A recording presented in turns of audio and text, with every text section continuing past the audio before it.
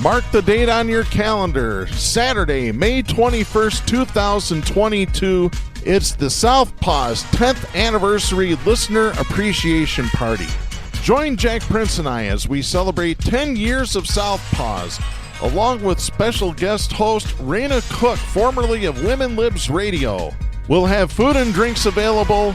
We'll have a limited supply of Southpaws coffee cups available for sale.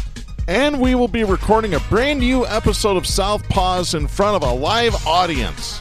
But this party is invitation only. You must be fully vaccinated and you must wear a mask inside the building. For more information or to request an invite to the party, be sure to watch our Facebook page, facebook.com/Southpaws Radio Show. It's the Southpaws 10th Anniversary Listener Appreciation Party. Don't miss it. Be there. For the hardest-hitting show in talk radio, the true progressive voice since 2012. This is Southpaws.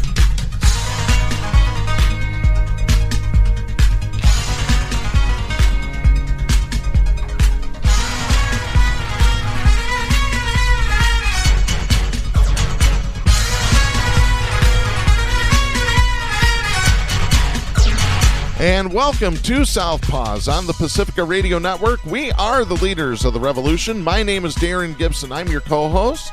And I'm Jack Prince, your fellow co-host. Jack, we've got a lot to talk about today. Some losses in the San Francisco Board of Education. Plus, Rand Paul has lost his soul, if he ever had one to begin with. We'll talk about that in our Hammer Time segment. And it looks like Trump might be a loser again. So we'll talk a little bit about Donald Trump a little bit later on. Before we get started with today's show, a couple of reminders that you can follow us on social media by going to facebook.com/Southpaws Radio Show. You can follow us on Twitter at Southpaws Radio. You can follow us on Tumblr at southpawsradioshow.tumblr.com. You can follow us on YouTube by doing a search for Southpaws Radio. You can become a patron of the show by going to patreon.com/Southpaws Radio. You can listen to the show anytime at Spreaker, Stitcher, Apple Podcasts, or Reason.fm by doing a search for Southpaws. Once you found our logo, you found us. We send links to our weekly episodes to our Facebook, Twitter, Tumblr, and YouTube accounts. You can listen to us on Global Community Radio Channel 1 every Saturday night at 11 Eastern. And you can listen to us on great Pacifica stations, including KCEI in Taos, New Mexico, KZGM in Kabul, Missouri, and KEPJ in San Antonio, Texas. So be sure to listen to us there as well. Before we get started with our topics, one last thing. I want to thank the Pacifica stations that are airing the companion show to Southpaws, our monthly public affairs program called Period End of Story. And those stations include KCEI in Taos, New Mexico, KHOI in Ames, Iowa, WRIR in Richmond, Virginia, and KNSJ in San Diego, California. So thank you very much for downloading the new public affairs program, Period End of Story. And by the way, for those of you listening to this show, you can find Period End of Story on Facebook, facebook.com/PEOS Radio. And you can listen to the show as a podcast at Apple Podcasts, Spreaker, and Stitcher. So please check us out there. Well, Jack, I want to start out with this story. This is one that you were telling me about, and I know this is very important to you as a former educator. This is Thomas Fuller writing for the New York Times. This is dated February 16th.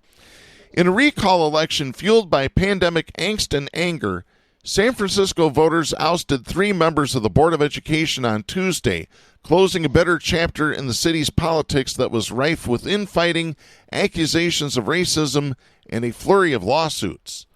More than 70% of voters supported the recall of each member when initial results were released just before 9 p.m. Pacific time, and one of the board members conceded defeat. Those votes made up about 1/4 of registered voters in the city, and turnout was not expected to be considerably higher. The vote stripped these members of their positions on the 7-person board: Allison Collins, Fauga Maliga and board president Gabriela Lopez. They will be replaced by members chosen by San Francisco Mayor London Breed. Siva Raj, a San Francisco parent of public school students who helped lead the signature campaign to put the recall election on the ballot, said, quote, "It's the people rising up in revolt in San Francisco and saying it's unacceptable to abandon your responsibility to educate our children," end of quote. The recall was a victory for parents who were angered that the district spent time deciding whether to rename 1/3 of its schools last year instead of focusing on reopening them. It also appeared to be a demonstration of Asian American electoral power, a galvanizing moment for Chinese American voters in particular, who turned out in unusually large numbers for the election. In echoes of debates in other cities, many Chinese American voters were incensed when the school board introduced a lottery admission system for Lowell High School, the district's most prestigious institution, abolishing requirements primarily based on grades and test scores. A judge last year ruled that the board had violated procedures in making the change. Mayor Breed, who supported the recall, said in a statement Tuesday night, quote, "The voters of this city have delivered a clear message," end of quote. The landslide result is already being analyzed for its implications for the city's upcoming elections. District Attorney Chesa Bowden, a progressive prosecutor, faces a recall election in June fueled by moderate San Franciscans worried about a spike in property crimes and hate crimes during the coronavirus pandemic. Breed is also running for re-election next year. On Tuesday, one of the ousted board members, Mr. Maliga, posted on social media that it had been an honor to serve the city. He wrote, quote, "It appears we were unsuccessful at defeating my recall. We fought hard and ran a great campaign. There are many more fights ahead of us," end of quote. Now, here's a statistic I didn't know, Jack. San Francisco has more dogs than it does children. So the school elections have been pretty much relegated to sideshows for several decades. However, according to the New York Times, that changed with the pandemic. Data released by the district suggests that remote learning increased racial achievement gaps and the profusion of controversies that plagued the board. The district captured national headlines last year for its botched and in some cases historically inaccurate effort to rename 44 public schools. The targeted schools carry the names of a range of historical figures, including Abraham Lincoln and the 3 other presidents chiseled into Mount Rushmore, Spanish conquerors such as Vasco Núñez de Balboa, John Muir, the naturalist and author, and Paul Revere, the Revolutionary War figure. So the parents were complaining, oh, we need to reopen the school. This is what it boils down to. Yep. They're mad that the schools were kept closed during the pandemic because the school wanted to keep children safe. Parents wanted the kids out of the house. That's a big part of it. That's a huge part of it. Absolutely. Let me continue the story real quick here. After a barrage of criticism, including from Mayor Breed, the board put the renaming process on hold. A judge ruled that the board had violated a California law on open meetings in its proceedings. Criticism of the board grew stronger while signature gathering for the recall effort was already underway when controversial tweets by Ms. Collins, the board's vice president, were discovered. In them, she said Asian Americans were like slaves who benefited from working inside a slave owner's house, a comparison that Asian American groups and many city leaders called racist. The board voted to strip Ms. Collins of her vice presidency, which prompted her to sue members of the board and the district for $87 million. A judge dismissed the case. David Lee, a political science lecturer at San Francisco State University, said the combination of the tweets and the changes to the admission policies at Lowell had empowered Asian American voters. Lee said, quote, "It's been an opportunity for the Chinese community to flex its muscles. The community is reasserting itself," end of quote. Asian American voters had punched below their weight in San Francisco in recent years, making up about 18% of active voters in recent elections, well below their 34% share in the city overall. But supporters of Tuesday's recall election say Asian Americans played an outsized role. Raj, the San Francisco parent, pointed to strong turnout in neighborhoods with large Asian American populations, as well as a relatively high return rate among people who requested a Chinese language ballot. Ann Sue, a San Francisco resident with 2 high school students in the public school system, helped register more than 500 Chinese American residents in the months before the election. She said that education was a powerful issue, adding, quote, "That's been ingrained in Chinese culture for thousands and thousands of years," end of quote. Sue said she had observed some of the inner workings of the district in her role as a PTA president of a high school, as well as the chair of a Citizens Bond Oversight Committee, a body that oversees the district's use of money raised through bonds. The Oversight Committee was formed last year after a whistleblower notified the city attorney's office that the school district had failed to create the board, which is required by law. Sue added, quote, "The board is incompetent," end of quote. Meredith W. Dodson, the executive director of the San Francisco Parent Coalition, a group formed during the pandemic to pressure the district to reopen schools, called the recall campaign a powerful demonstration of parental activism. She said, quote, "We can never go back to the previous world where parents weren't organized and weren't lifting up their concerns together," end of quote. Jack, you have your own concerns about this recall election. Well, I do. There could be valid reasons to recall school board members in any district. Okay. The problem is that right now, with the backdrop that we've gone through for the last year, the anti-vaxxers and anti-maskers, which, Darren, you know, for both of us is a targeted group of just fanatics, they get all kinds of incentive from this. They get all kinds of momentum, synergy, whatever you want to call it, from a liberal inner city district in California getting over 50,000 signatures to oust these board members. Because there are, and this article didn't mention it, dozens, a rash of recalls right here in Michigan and nationwide. Yes. Coming from the right, coming from the hysteria and the wackos that don't believe in vaccination, that think it's a loss of freedom, have their child masked, et cetera, et cetera. You know the constant stream of idiocy we've heard from them. That's what's bothersome to me about this. If it was in the middle of Idaho, it's just another one. But coming from that region, it's a big red flag to me. And I think behind it, the real driving force, rather quietly, aren't peripheral issues. Behind it, the real energy is coming from the right and anti-maskers. It will go down in history as the most organizing issue during the COVID epidemic to take the incentive from January 6th, the momentum from January 6th, from those fools, and march it into boardrooms. That became, from the Capitol steps, it went into boardrooms. Now, nobody can deny that. I'm not the first person to say that. And in those boardrooms, they have used that as a catalyst to organize the right's most extreme fanaticism against the vaccination, and that's a rallying call for the GOP and Republicans. So, yeah, there's strings attached politically, but these are worse than strings.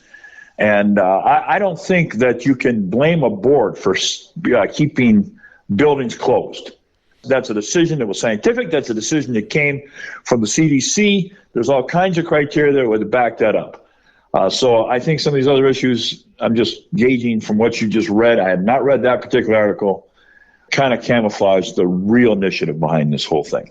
And I agree with you there. I think the real issue is the parents were, again, mad that the schools were closed and their kids were kept home. You're not the only one that has concerns about this. I want to read this opinion piece. This was written by Nicole Hemmer for CNN. She is an associate research scholar at Columbia University with the Obama Presidency Oral History Project. She is also the author of Messengers of the Right, Conservative Media and the Transformation of American Politics. She also co-hosts the history podcasts called Past, Present, and This Day in Esoteric Political History. She is the co-producer of the podcast Welcome to Your Fantasy. This opinion piece was published on February 17th. Let me go ahead and read this here. After 4 years when all eyes were glued to the presidency, American politics have taken on a decidedly local bent. By the way, let me add, that is by design of the conservatives. because they've Yes. said for years the best way to take over the government is to take over the school boards and your local governing bodies. It truly is. During last fall's elections in Virginia, national media latched on to events in Loudoun County where both right-wing and mainstream outlets amplified local politics and growing panic over everything from critical race theory and trans students' bathroom access to mask policies and math courses. After Republican Glenn Youngkin won the governorship, commentators dissected the results to foretell the outcome of elections in 2022, 2024, and beyond.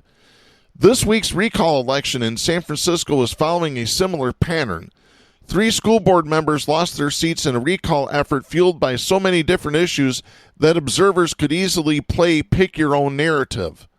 Right. There were extended pandemic school closures, a ham-handed effort to rename schools commemorating Abraham Lincoln and George Washington, among other figures, in the name of social justice, an attempt to move away from testing and GPA requirements for admission in high-ranking public schools, a growing achievement gap, an enormous budget deficit, and in the case of one school board member, the use of a racial slur in an anti-Asian rant. All that makes trying to sum up the lessons of the recall a tall order. But while the results in San Francisco may resist simple analysis, the politics swirling around the recall tell us something important about a process underway across the country. That's my point. In San Francisco, deep-pocketed, right-leaning donors shoveled money into the recall, while activists and media outlets began using language that lashed together the disparate dissatisfactions into a coherent message. This rhetoric of parents' rights is not new to the 2020s. Conservatives in Colorado in the 1990s even sought to pass a parents' rights amendment to direct and control the upbringing, education, values, and discipline of their children. Yet it is now being reworked to funnel all the discontents of the era into a set of right-wing school politics at the heart of the GOP's strategy for the coming midterm elections. That's it. Political organizing around schools is nearly as old as compulsory schooling itself, sparking battles over access, the teaching of subjects like evolution and sex, and mandatory prayer and pledges of allegiance. Parents played a role on both sides of all these issues, advocating for the school rules that they felt aligned with their own values.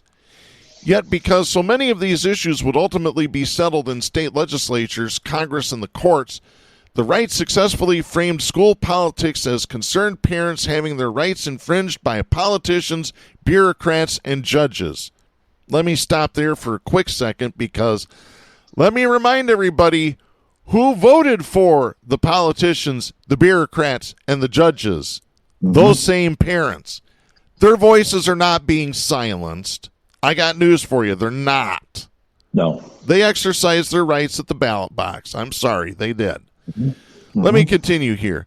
This was the case with desegregation and busing, with black parents constantly pressing for equal access to local schools and better education. In Boston in the 1960s, black parents organized Operation Exodus, an effort to transport their children to better schools in the years before court-ordered busing. The arrival of court-ordered busing in the 1970s, which occurred after white-run school boards failed to comply with the state's Racial Imbalance Act of 1965, led to the formation of groups like ROAR, Restore Our Alienated Rights, a movement by white parents to resist school desegregation. The notion that this was a parent-led and specifically a mother-led movement was key to the political appeal opponents of segregation were making.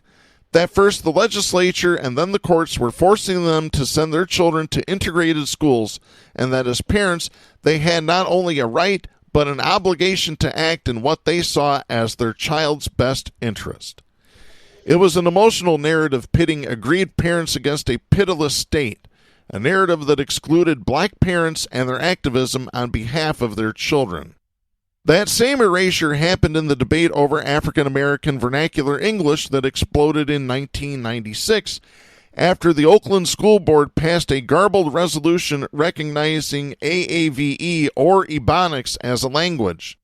The resolution, which was widely reported as a requirement to teach Ebonics as a replacement for standard English, or as the Boston Globe put it, quote, teach black school children in ghetto-ese, end of quote, was both ridiculed and denounced by everyone from civil rights leader Jesse Jackson to conservative education secretary William Bennett.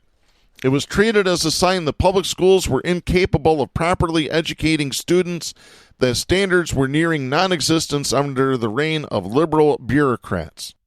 The politics of the Ebonics panic allowed no space for the broader story, one that began with the problem of poor black students being underserved and undereducated within the school system. A lawsuit brought in Ann Arbor, Michigan in 1979 on behalf of poor black students argued that they were being denied equal access to education because the school system did not account for the socioeconomic and cultural background of these students. A judge ruled that the school had to find ways to identify students who spoke AAVE and find ways to use that knowledge to assist their education. It was in response to these concerns that the Oakland School Board acted. There was some pushback at the time against the popular narrative about Ebonics, and Jesse Jackson would soon retract his initial denunciation, admitting he had misunderstood the issue. The school board resolution may not have been the solution to educational disparities in Oakland, but ultimately the politics of the Ebonics panic served conservative needs, not the needs of the black students it sought to help. The Ebonics panic was just one of many instances where conservatives and moderates found common ground as the right spun moral panics into backlash politics, fostering a sense that something was wrong with schools and anyone concerned about education quality and children's well-being should be wary of public schools and progressive politics. Let me stop there for a minute. That's what they want to focus on, instead of the fact that schools are losing teachers left and right. There's permanent substitutes teaching students to this day in almost every district in the state of Michigan, let alone the rest of the country, and the fact that teachers are underpaid and underappreciated. But no, they want to focus on this. And the conversion led by our former Secretary of Education, Betsy DeVos, to proliferate and take public money. I don't think people are aware. There is a bill that's been passed clandestinely in the state of Michigan that allows for the first time, in total contradiction of the Constitution of Michigan, that public monies now go to support private schools. Are you aware, Darren? No. Nobody. Yeah. Oh, yeah. Yeah, it happened about 5-6 months ago. Little tiny announcement. Because of the COVID and other family issues, I wasn't able to spend as much time with it. It's really a cover-up. It was quietly passed, and it is indicative of the propensity that Betsy had with the voucher system, et cetera, to cut the throat of public education by taking public monies. So the list you just had of insufficient pay, full-time classroom teaching being carried out by subs, et cetera, all of those issues were all adding up to strangle public education, none of which these bored toads that walk in have even spent a moment and attention with. Yeah. So I urge people to realize that when you support the overthrow of any increment of public education, I don't care if it's the bus drivers, I don't care if it's the janitorial staff, I don't care if it's the concession workers at the basketball games. When you take it out of public control, you are handing it to corporations. And if you think corporate America is really the headwater, if you think they want to educate people in a liberal perspective of history and understand slavery, understand CRT, understand the Industrial Revolution, that's not going to emanate from corporate America. And private education, charters, little places with nice little painted buildings and a swing set out in front, and it has an idyllic name in the front. Those buildings are ubiquitous across Michigan. They're corporate. They're corporations. They make money. They have stockholders. Yeah. That's where the cry was deafened. I headed up a group, Darren, for 2 or 3 years that really broke up after the COVID started, was trying to say this is the deathbed of public education. Now, what you see coming, that's the second wave. The wall is down, and these idiots are running running in to break up public education, attacking boards, attacking sound decisions. If democracy is on the cutting board, which we elucidated the last time we had a show, Darren. Yes.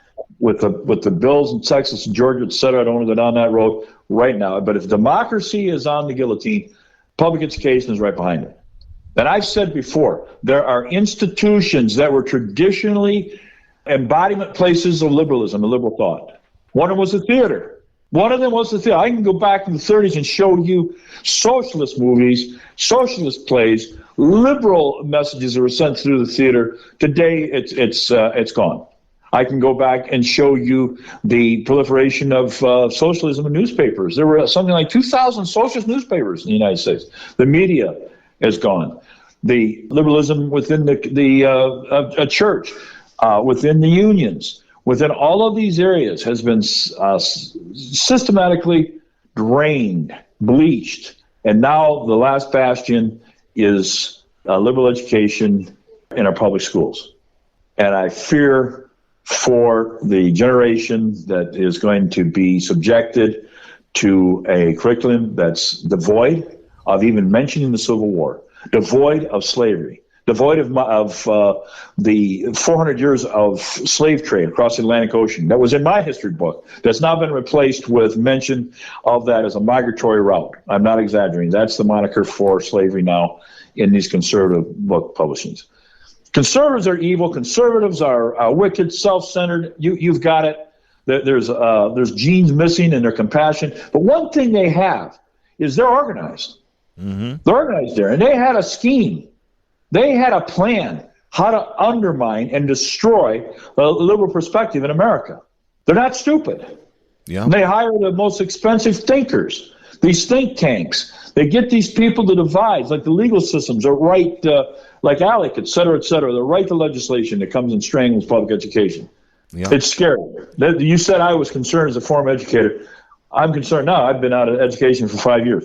I have grandkids. I have grandkids coming up. They go to public schools, and they're not going to get an education that will open their eyes to the overall reality of the world. It's unfair. It's terrible. Yeah, and like you said, the conservatives are well organized. It's actually funny that you mentioned that because I was just hanging out with Joe Elder, one of the former co-hosts of this show, and he pretty much said the same thing.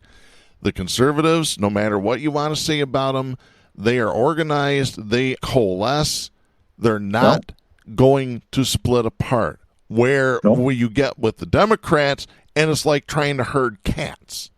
You're not going to be successful that way. It's true. Yeah. They're relentless. The conservatives are relentless there. Yeah, they absolutely are. Evil, violent, conservative savages. Hey, I say that every week on the show, and I mean it. That's true. Just like I also mean eat the rich. I mean literally boil them and eat them. Yeah. Let me continue here. In places like Loudoun County and San Francisco, conservative activists are attempting to do the same today, refashioning a suite of school discontents into a wave of Republican victories. What these decades of backlash politics show is that narrative plays a powerful role in shaping where politics flow. Democratic politicians often lack courage when backlash politics are in motion, as likely to jump on the outrage bandwagon as shrink into the shadows, waiting for it to blow over. But they and progressive activists have a responsibility to counter moral panics with narratives more rooted in reality and more concerned with those whose needs are being overlooked.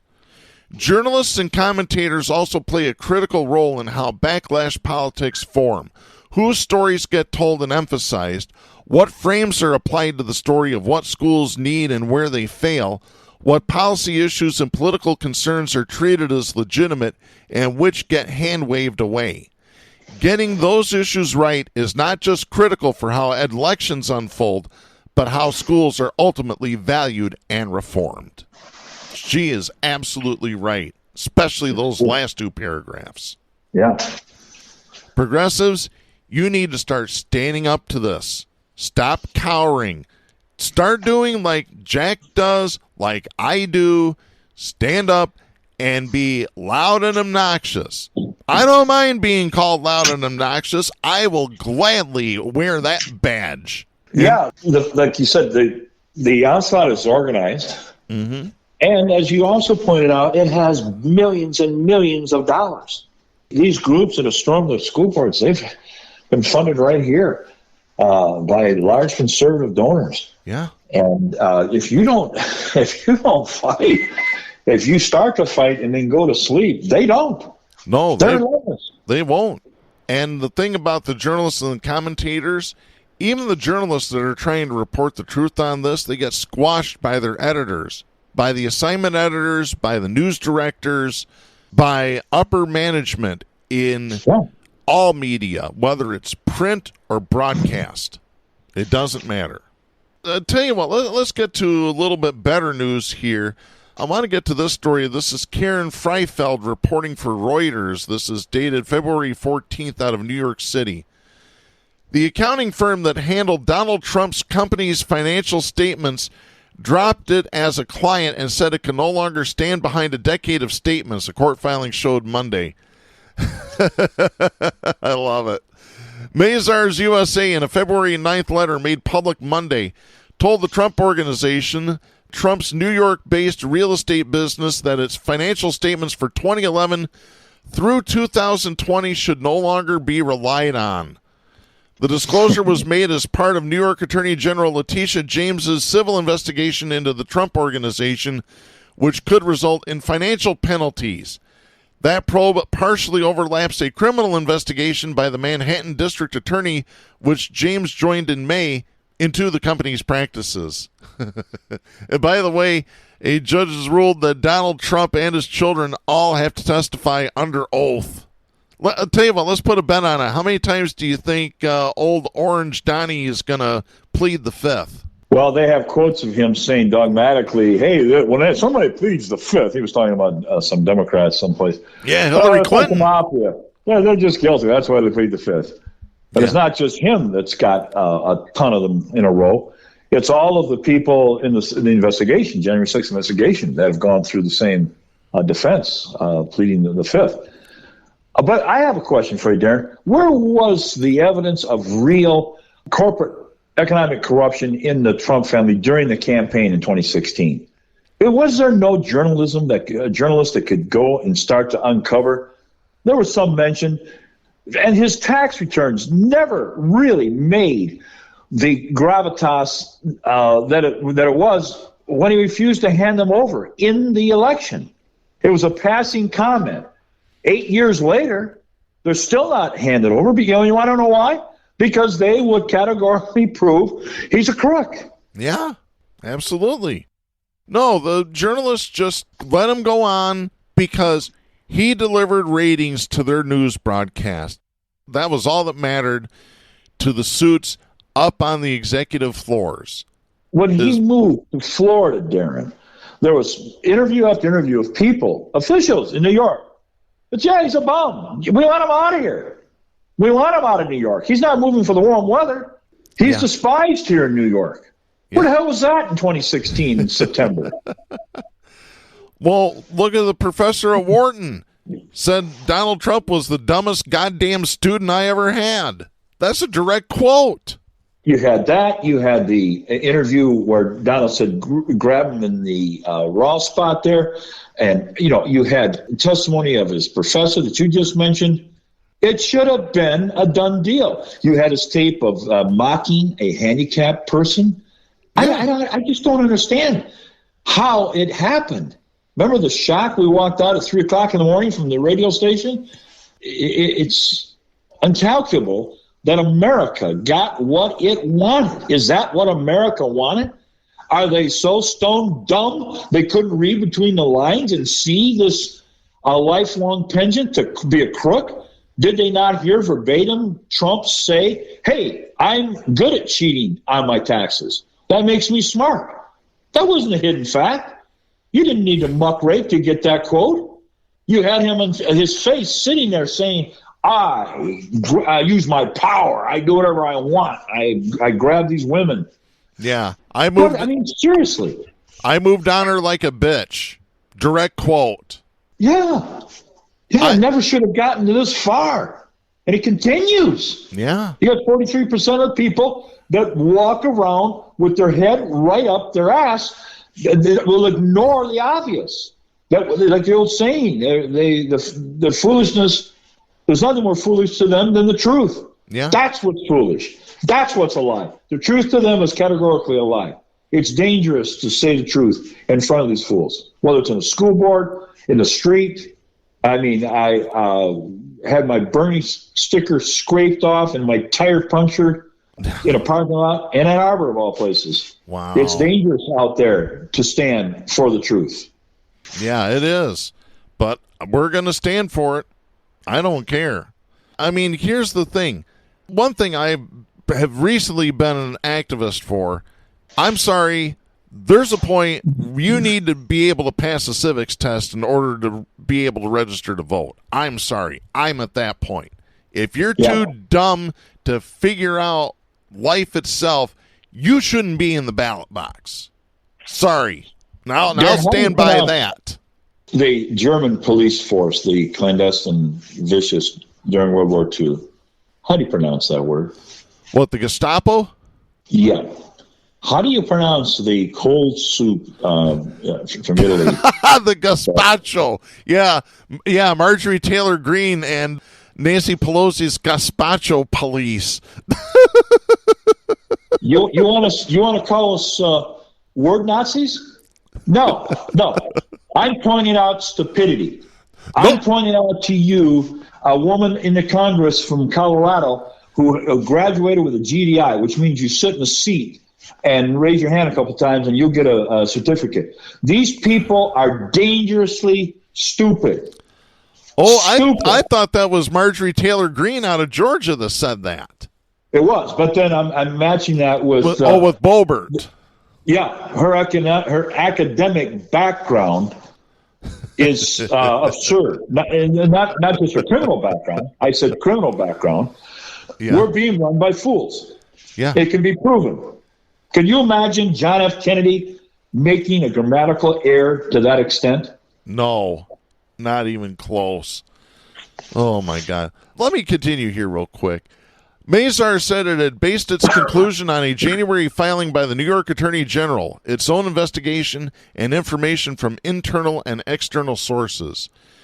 In a letter addressed to the chief legal officer at the Trump Organization, Alan Garten, Mazars said, quote, "While we have not concluded that the various financial statements as a whole contain material discrepancies, based upon the totality of the circumstances, we believe our advice to you to no longer rely upon those financial statements is appropriate." End of quote.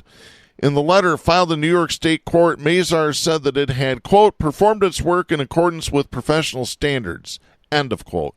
The accounting firm also said it would no longer work with the Trump Organization. New York State's Attorney General has accused the Trump Organization of repeatedly misrepresenting the value of its assets to obtain financial benefits. A Trump Organization spokesperson said in a statement that the company is, quote, "disappointed that Mazars has chosen to part ways," end of quote. But the spokesperson added that the letter confirms that, quote, "Mazars' work was performed in accordance with all applicable accounting standards and principles," end of quote, and that the statements of financial condition, quote, "do not contain any material discrepancies," end of quote. The New York Attorney General filed the Mazars letter in support of its efforts to compel the production of outstanding documents from Trump and his company, as well as testimony by him and two of his adult children, Donald Trump Jr. and Ivanka Trump. In a memorandum also filed on Monday, the Attorney General noted media reports that Trump had destroyed documents covered by the Presidential Records Act and wants him to supply a sworn statement on whether the files produced for her probe are complete and how they may have been destroyed and by whom. Trump has decried the probe as political. Well, of course he would. It's a witch hunt. It's a continuing witch hunt, I think is what he called it. Yeah, the biggest witch hunt in history, he said. Yeah, bullshit. In Monday's filing, James's office said the accounting firm's statement and actions further supported the legitimacy of the investigation. James has been investigating whether the Trumps inflated real estate values to obtain bank loans and reduced values to lower tax bills.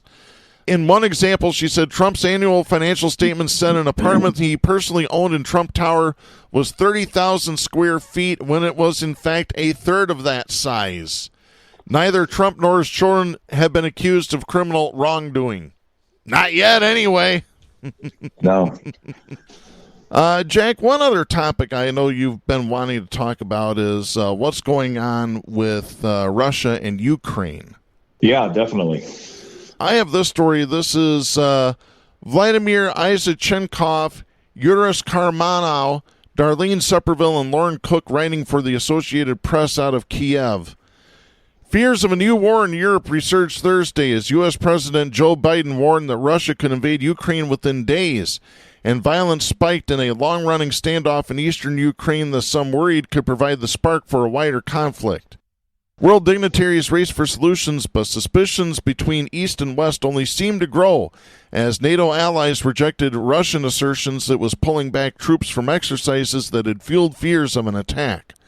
Russia is believed to have built up some 150,000 military forces around Ukraine's borders.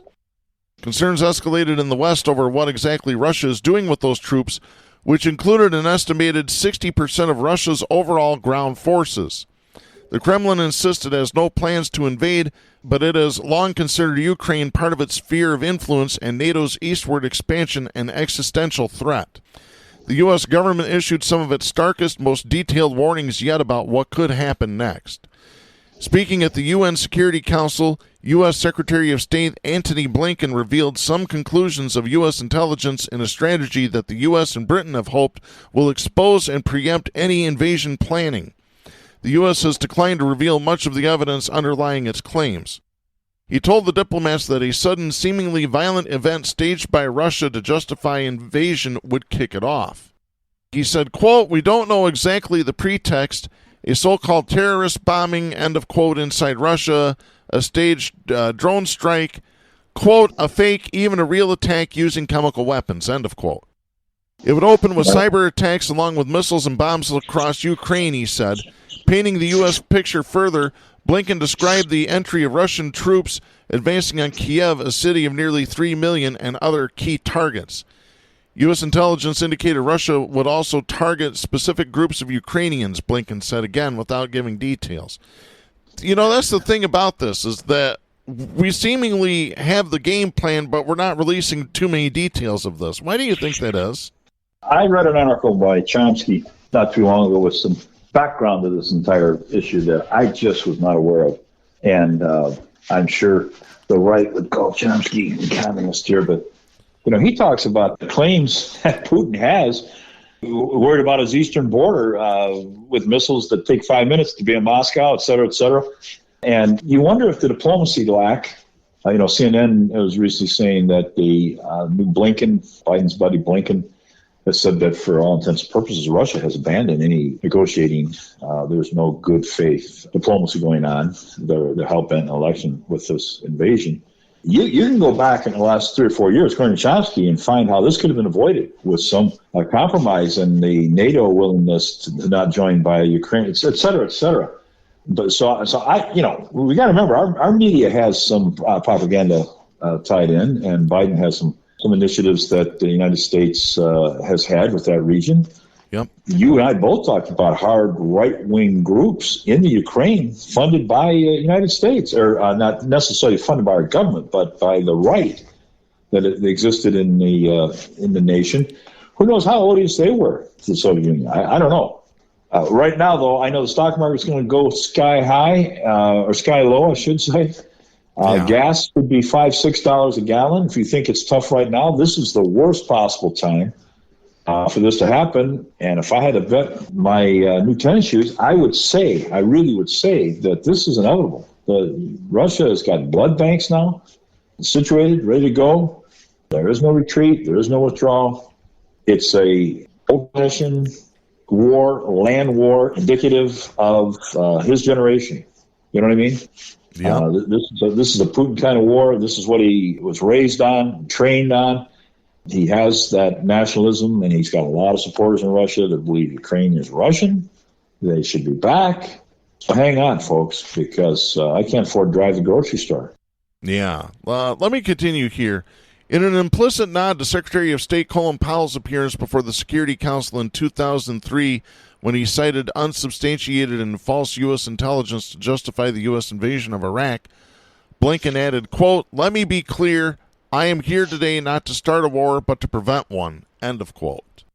Biden's own comments on the Russian threat were unusually dire. Speaking at the White House, he said Washington saw no signs of a promised Russian withdrawal and said the invasion threat remains very high because Russia has moved more troops toward the border with Ukraine instead of pulling them back. Biden told reporters, quote, "Every indication we have is they're prepared to go into Ukraine, attack Ukraine," end of quote. He said the U.S. has reason to believe that Russia is engaged in a false flag operation to have an excuse to go in, but did not provide details of it. Biden also said he had no plans to speak soon with Vladimir Putin. Renewed fear of an invasion put global financial markets on edge. The Dow Jones Industrial Average fell nearly 600 points. 85% of the stocks in the benchmark S&P 500 were in the red. Even without an attack, the sustained Russian pressure on Ukraine has further hobbled its shaky economy and left an entire nation under constant strain. Eastern Ukraine already has been the site of fighting since 2014 that has killed 14,000. Tensions soared again Thursday. Separatist authorities in the Luhansk region reported an increase in Ukrainian government shelling along the tense line of contact. Separatist official Rodion Miroshnik said rebel forces returned fire. Ukraine disputed the claim, saying separatists had shelled its forces, but they didn't fire back. The Ukrainian military command said shells hit a kindergarten in Stanasia, Luhansk, wounding 2 teachers and cut power to half the town. I'm just going to go ahead and stop there because this has been going on forever. And what do you do to stop this? You let them fight it out? What? No, but they won't let them fight it out. They'll supply arms and weapons we have consistently, and then we're already supplying men, arms, and weapons to the NATO countries surrounding. So it could be, I mean, think about what Vietnam was. It could be a prolonged a battle with just devastating consequences to a nation reeling from COVID and reeling from inflation right now. And you can add that on to the crap list on Biden's back. Yeah. So, I mean, it's a terrible time for this to happen. And Biden's not going to blink, or excuse me, Putin, he won't blink. Yeah. He's an old throwback. I'm telling you, this guy means business.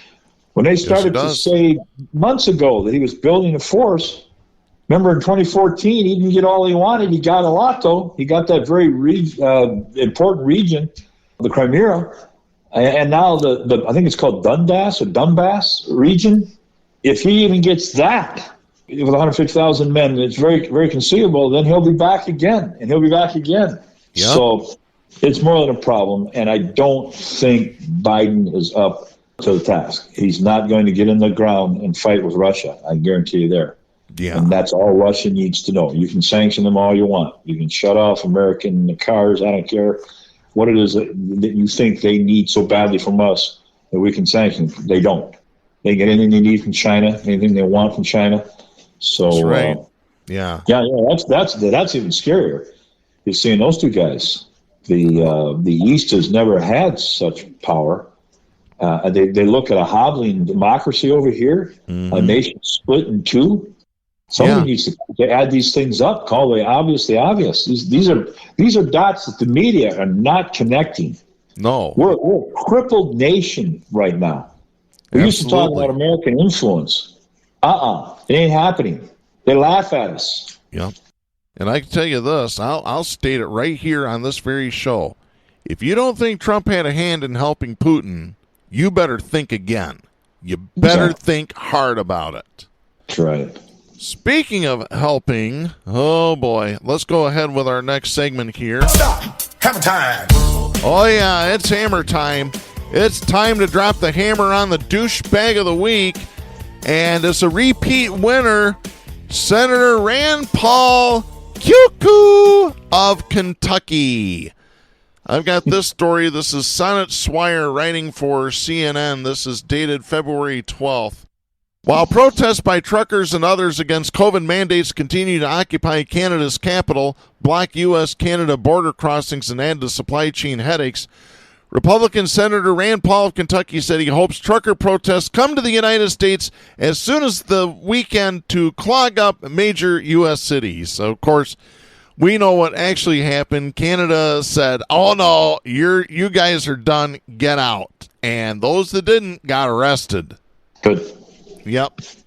Asked by the Daily Signal about his thoughts on the convoy and the potential for it to spill over into Los Angeles, home of last Sunday's Super Bowl, or go into the nation's capital, Rand Paul said last week Thursday that, quote, it'd be great, end of quote, if the anti-mandate truck-inspired protests popped up in the United States to, quote, clog things up, end of quote. Rand Paul, longtime opponent to masking and vaccine mandates, told the conservative media outlet, quote, I'm all for it. Civil disobedience is a time-honored tradition in our country, from slavery to civil rights to you name it.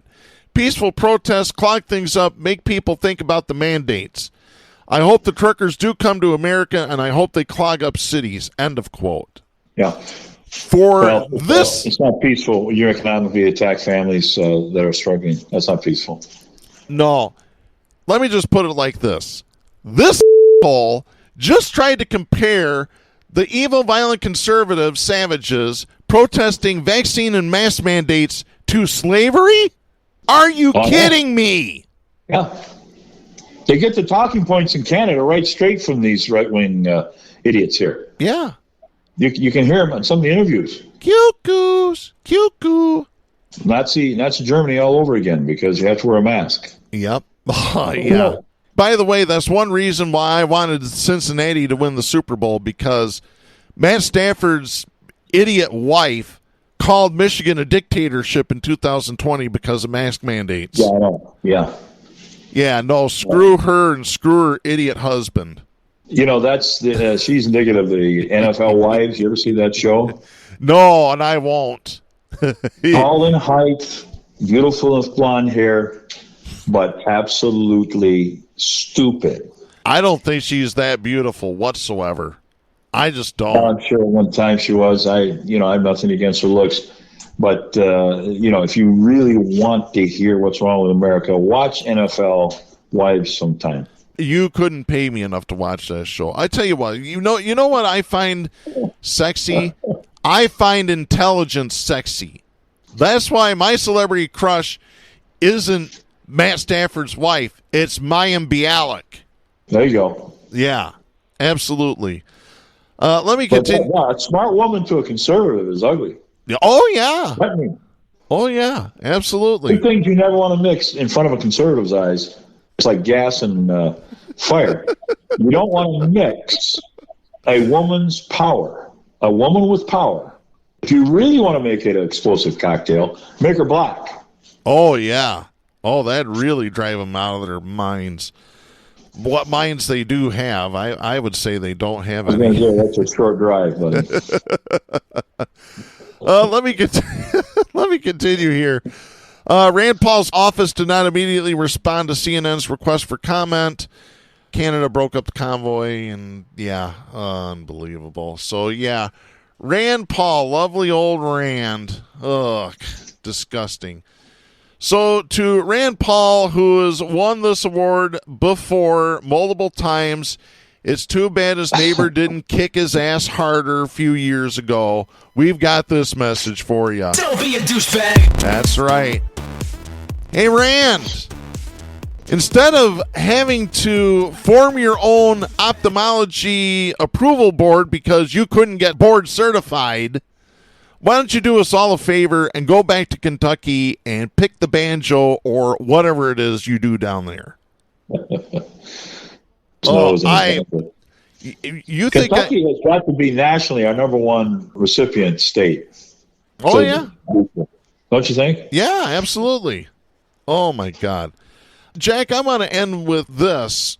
We usually don't read press releases on this show, but I want to read this to you, and then we're going to pick it apart here.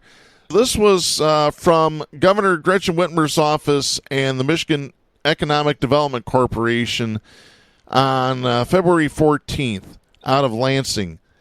Governor Gretchen Whitmer joined the Michigan Economic Development Corporation today to announce a revitalization project that will bring new housing and vitality to downtown Marshall with support of the Michigan Strategic Fund.